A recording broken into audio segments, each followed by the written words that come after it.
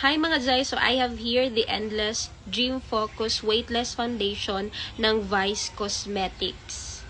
So this is in the shade medium 2. So I'm gonna show you. I will not apply it on my face, but I'm gonna show you here kung unsa ang iyang coverage mga Zay.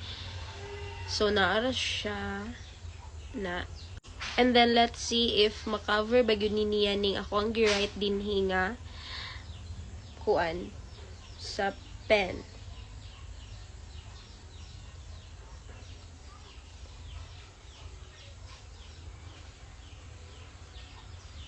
See?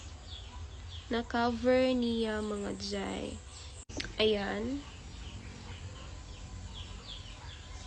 This is buildable and weightless po. Hindi po siya mabigat sa face. So, kapag ginamit mo to sa face mo mga Zay, you won't feel anything kasi weightless siya.